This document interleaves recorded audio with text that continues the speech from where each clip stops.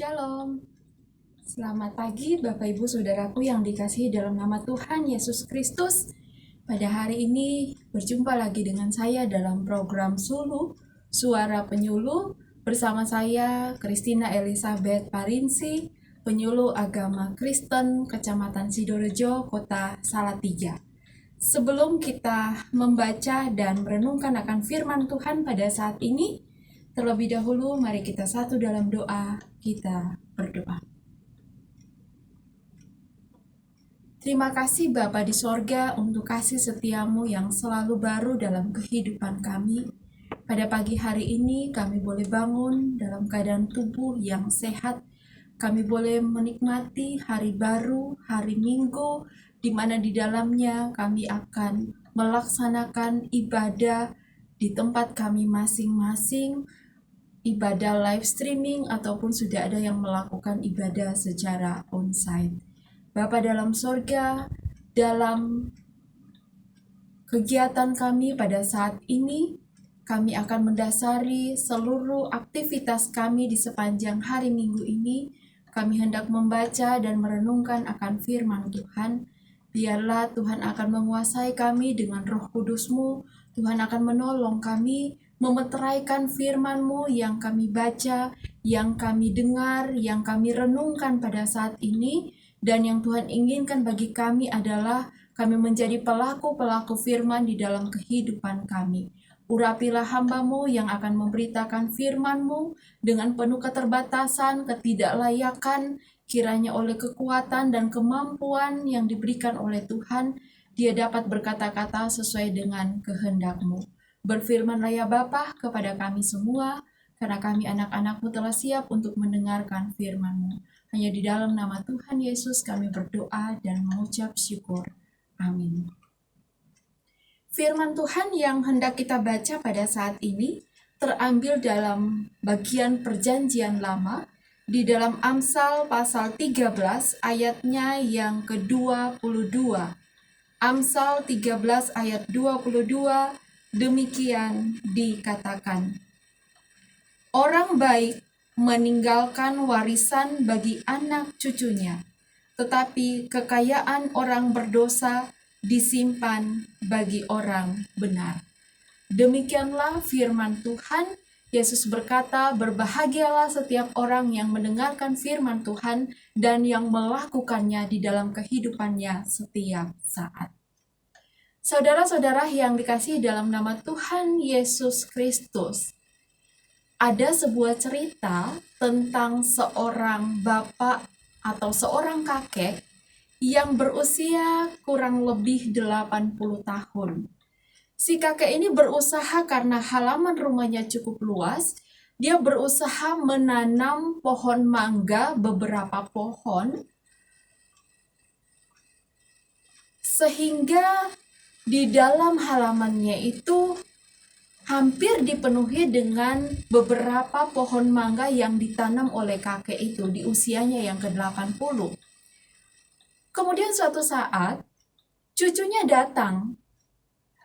Pada saat si kakek itu sementara menanam pohon mangga, cucunya datang bertanya, "Kek, ini pohon mangga ini kan lama banget tumbuhnya, kemudian dia berbuah cukup lama, mungkin sekitar 10 tahunan gitu.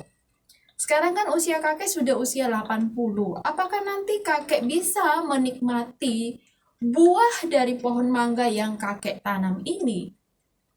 Kemudian si kakek itu dengan tersenyum dia menjawab, "Cucuku, walaupun buah mangga dari pohon mangga yang kakek tanam ini nanti kakek tidak bisa menikmatinya lagi karena usia kakek. Tetapi yang kakek inginkan adalah para anak-anak, cucu termasuk dirimu juga nanti bisa menikmati buah dari pohon mangga ini."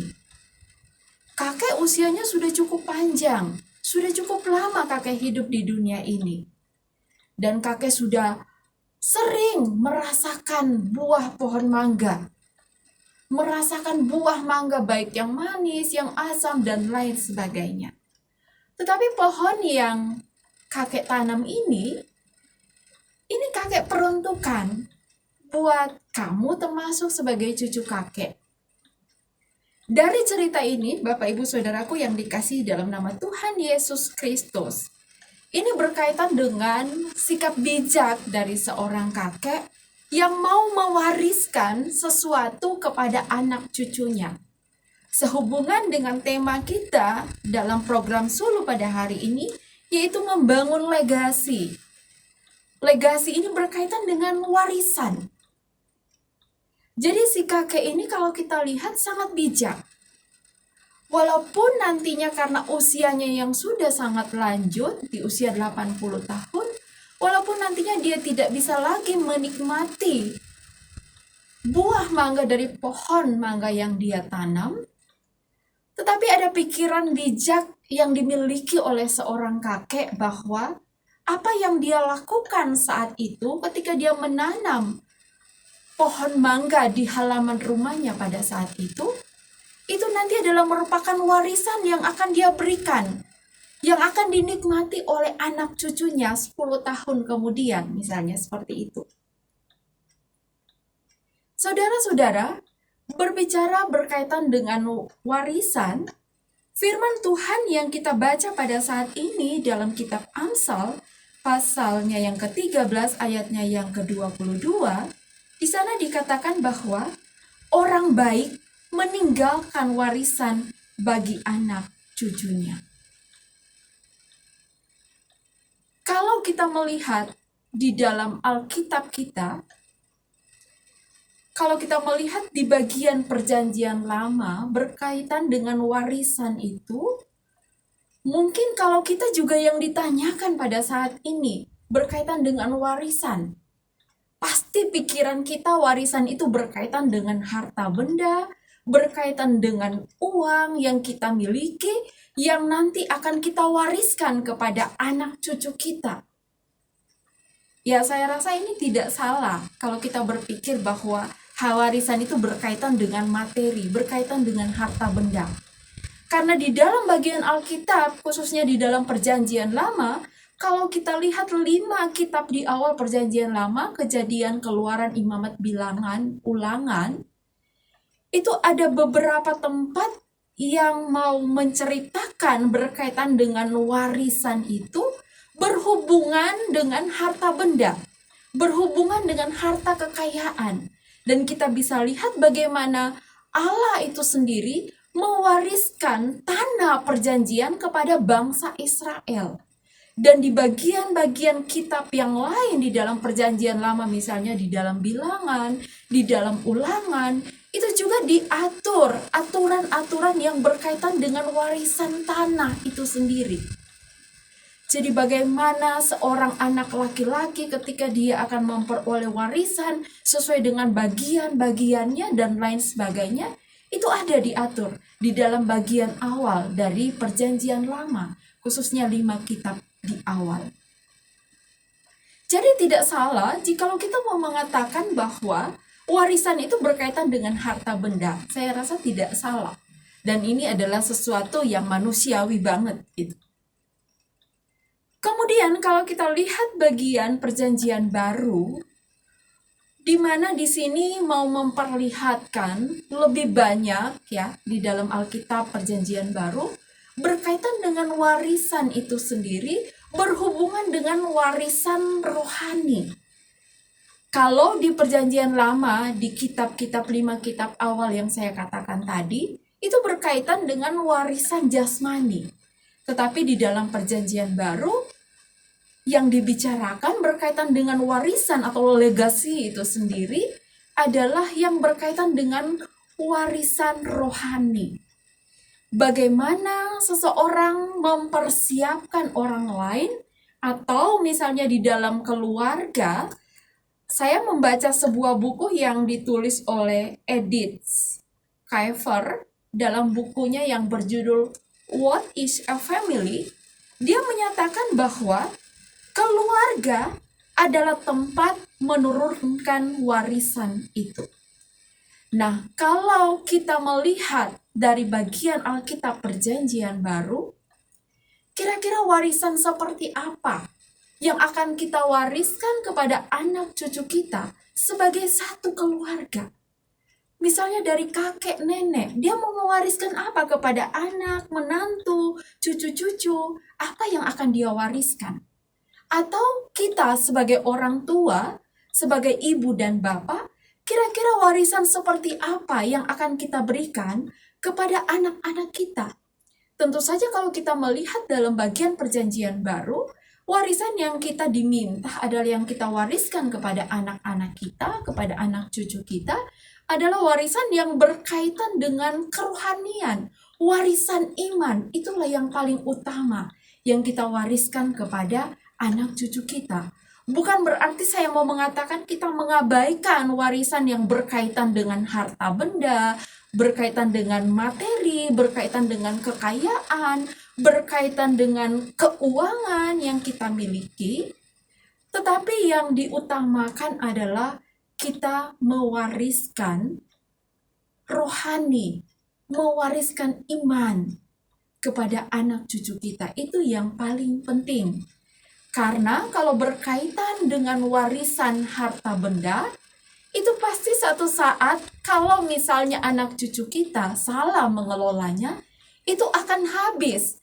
Atau bisa saja ketika pembagiannya itu tidak benar, misalnya sesuai dengan hukum yang berlaku, itu akan menjadi sumber dari perpecahan anak cucu kita, sumber pertengkaran dari anak cucu kita.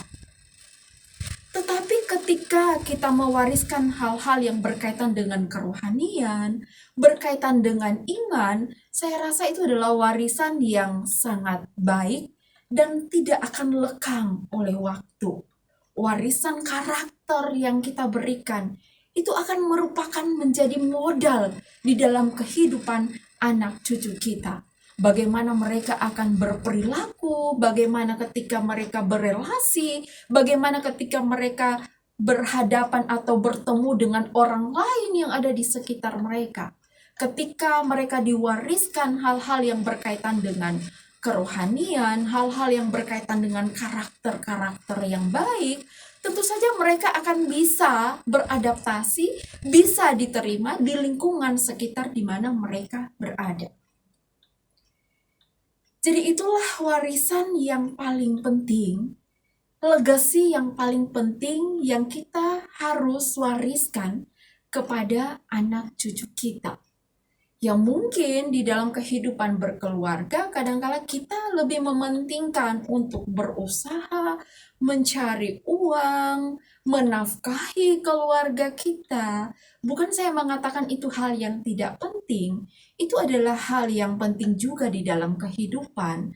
Tetapi yang paling penting yang kita wariskan adalah berkaitan dengan warisan rohani, berkaitan dengan warisan iman yang harus dimiliki sehingga anak cucu kita menjadi orang-orang yang tetap teguh berdiri di tengah-tengah situasi apapun yang mereka alami di dalam kehidupan kita.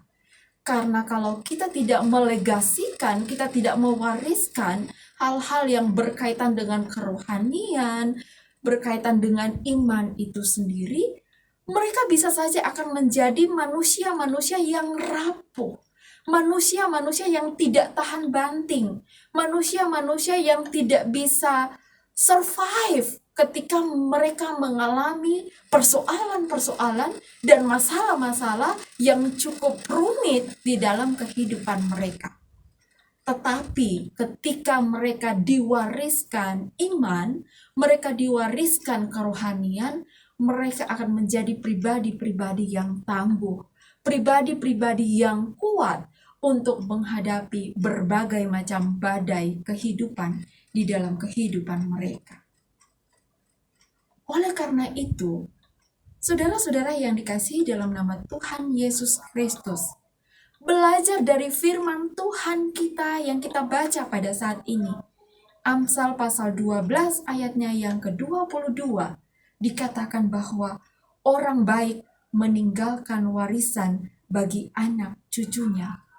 Tentunya warisan yang baik, tentunya warisan rohani, tentunya warisan iman, tentunya warisan karakter yang kita akan wariskan, legasikan kepada anak cucu kita. Bahkan kalau kita baca di dalam kitab Yakobus pasal 2 ayatnya yang kelima, di sana mau dikatakan bahwa yang kita wariskan adalah kerajaan Allah. Bagaimana anak cucu kita bisa menghadirkan kerajaan Allah, damai sejahtera itu di dalam kehidupan mereka.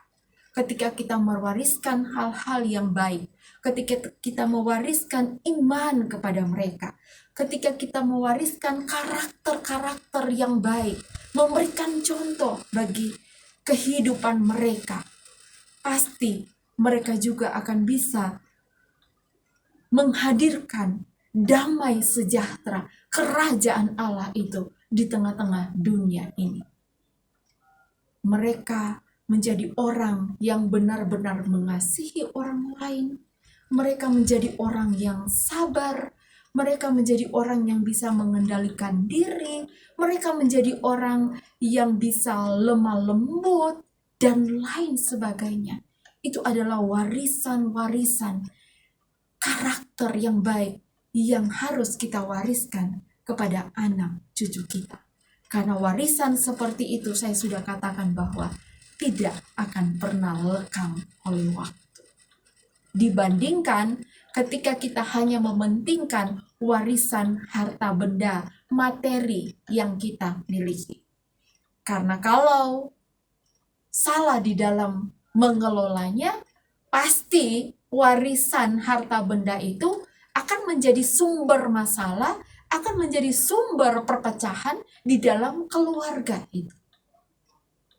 Tetapi ketika yang kita wariskan adalah iman, hal-hal yang berkaitan dengan kerohanian, berkaitan dengan spiritualitas, kualitas hidup yang baik, tentu mereka sampai kapanpun bisa hidup menghadapi kehidupan-kehidupan mereka, baik suka maupun duka di dalam kehidupan ini.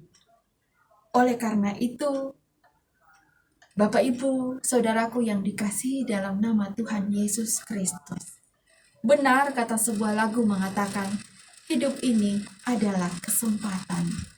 Hidup ini adalah kesempatan kita untuk menjadi berkat bagi orang lain. Ketika kita mewariskan hal-hal yang berkaitan dengan kerohanian, berkaitan dengan spiritualitas, berkaitan dengan kualitas hidup, berkaitan dengan karakter-karakter yang baik, itu berarti bahwa hidup kita sudah menjadi berkat juga bagi anak cucu kita. Hidup ini adalah kesempatan. Hidup ini untuk melayani Tuhan.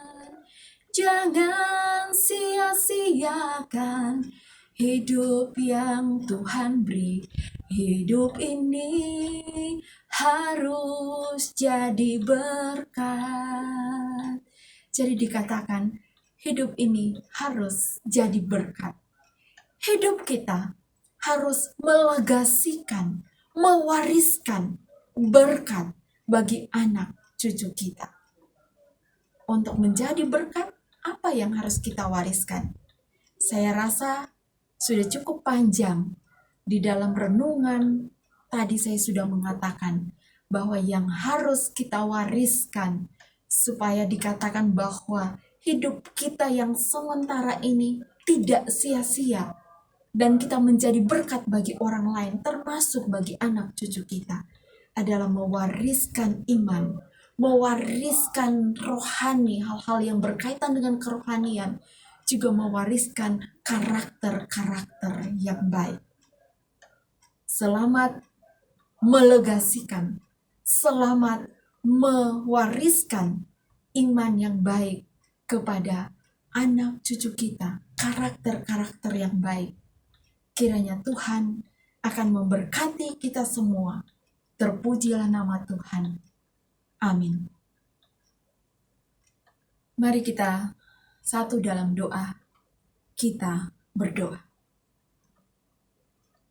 Ya Tuhan, terima kasih atas firman-Mu yang begitu indah, yang datang menyapa kami di pagi hari ini, yang mau mengingatkan kami sebagai orang tua, siapapun kami diminta untuk mewariskan hal-hal yang baik kepada anak cucu kami. Kami mewariskan berkaitan dengan iman, kami mewariskan hal-hal yang berkaitan dengan kerohanian, berkaitan dengan spiritualitas atau kualitas hidup, dan kemudian kami juga mewariskan karakter-karakter yang baik kepada anak cucu kami. Oleh karena itu, Tuhan kiranya akan menolong kami lewat kuasa Roh Kudus-Mu untuk kami dimampukan untuk melaksanakan firman-Mu di dalam kehidupan kami setiap saat. Ya Bapa di dalam sorga, kami juga berdoa bagi kehidupan bangsa dan negara kami. Kami serahkan kehidupan bangsa ini ke dalam tangan-Mu. Kami serahkan pemerintah bangsa dan negara kami dari tingkat pusat sampai ke daerah-daerah. Tuhan memberikan mereka roh hikmat, kemampuan, memberikan mereka kebijaksanaan, memberikan mereka kekuatan dan kesehatan, serta yang paling utama Tuhan memberikan rasa takut akan Tuhan di dalam mereka menjalankan pemerintahan, di mana mereka lebih mengutamakan kepentingan seluruh rakyat Indonesia. Ya Tuhan, juga dalam rangka mereka berupaya untuk memutus rantai penyebaran COVID-19 dengan berupaya melakukan himbauan-himbauan 5M dan 1D, dan juga menggalakkan program vaksinasi di seluruh Indonesia. Tuhan kiranya akan menolong semua apa yang telah menjadi program pemerintah kami, kiranya semua berjalan dengan lancar, dan kiranya menyadarkan kami sebagai warga negara untuk ikut berpartisipasi, mengambil bagian, menjadi teladan, menjadi contoh yang baik untuk mensukseskan apa yang menjadi program pemerintah, khususnya di dalam rangka memutus rantai penyebaran COVID-19. Biarlah Tuhan akan menyertai kiranya segala sesuatu yang diupayakan, semuanya untuk kepentingan rakyat, dan biarlah itu semua dapat dikembalikan untuk hormat dan kemuliaan bagi nama Tuhan. Kami berdoa juga bagi kota kami, kota Salatiga. Tuhan kiranya akan menyertai pemerintah kami, dari wali kota sampai ke tingkat RT RW. Berikan juga kekuatan, kesehatan, berikanlah kemampuan untuk menjalankan pemerintahan di kota kami. Biarlah kota kami yang mempunyai predikat sebagai kota tertoleran yang pertama di Indonesia, tetap kami pertahankan predikat ini. Kami tetap menjaga, kami tetap menghargai, kami tetap hidup bersama, berdampingan dengan orang lain yang berbeda latar belakang dari kami, berbeda agama, berbeda suku, berbeda taraf perekonomian, berbeda taraf pekerjaan, dan lain sebagainya.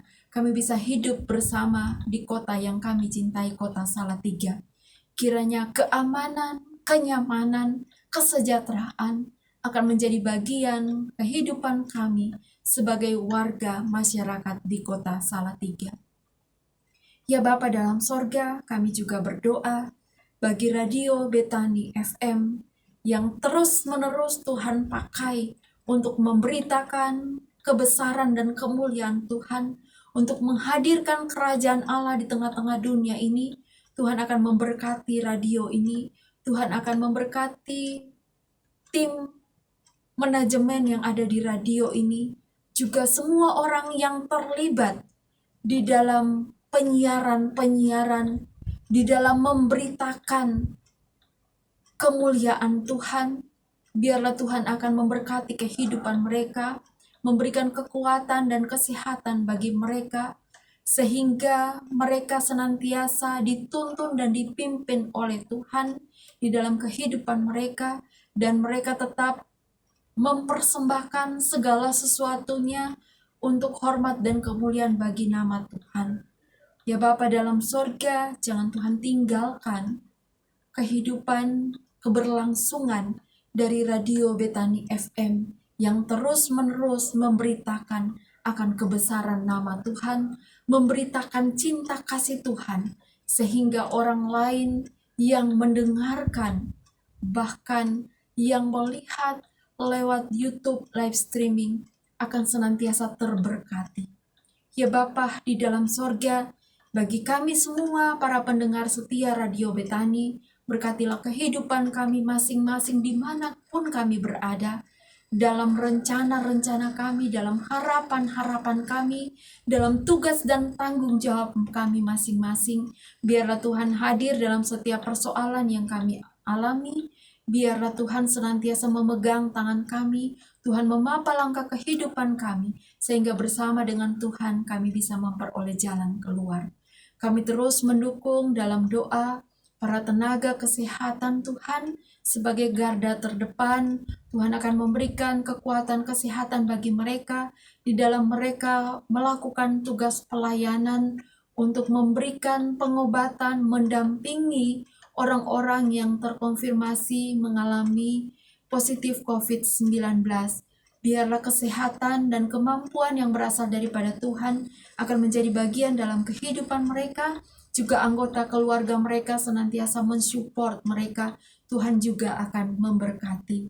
Ya Bapa dalam surga, seluruh gereja-gerejamu yang ada di kota Salatiga, di dalam pelayanan-pelayanan di hari Minggu ini, biarlah Tuhan akan menyertai, Tuhan akan memberkati, Tuhan akan memberikan keamanan, kiranya semuanya boleh berjalan dengan lancar, sehingga pemberitaan-pemberitaan firman Tuhan di hari Minggu ini boleh diberitakan, dan seluruh umatmu, umat Kristen yang ada di kota Salatiga bisa mendengar, bisa mendapatkan kekuatan, bisa mendapatkan penghiburan, dan bisa menjalani kehidupan mereka bersama-sama dengan Tuhan. Ya Bapa dalam sorga, inilah doa syukur kami, ampunilah dosa kami, hanya di dalam nama Tuhan Yesus Kristus kami berdoa dan mengucap syukur. Amin. Saudara-saudara yang dikasihi dalam nama Tuhan Yesus Kristus, demikianlah pertemuan kita dalam program Sulu pada saat ini. Dan saya masih terus mengingatkan sebagai penyuluh agama Kristen Kecamatan Sidorejo, Kota Salatiga, terus mengingatkan kepada seluruh pendengar setia Radio Betani bahwa COVID-19 masih tetap berlangsung sampai saat ini, dan kita jangan lengah, apalagi Kota Salatiga masih tetap berada di PPKM level yang keempat. Kita tetap menerapkan 5M dan 1D. Memakai masker dengan benar, kemudian mencuci tangan dengan air mengalir juga dengan sabun, dan yang ketiga kita menjaga jarak kurang lebih 1,5 meter. Keempat, kita menghindari kerumunan, dan yang kelima kita mengurangi mobilitas, ditambah 1D, yaitu kita tetap berdoa. Kita tetap berdoa bersama, berpengharapan yang sungguh kepada Tuhan Yesus Kristus. Semoga satu saat badai pandemi COVID-19 boleh berlalu dari kehidupan kita semua. Jangan lupa tetap prokes 5M dan 1D. Salam sehat selalu, Tuhan Yesus memberkati. Selamat pagi dan selamat hari Minggu.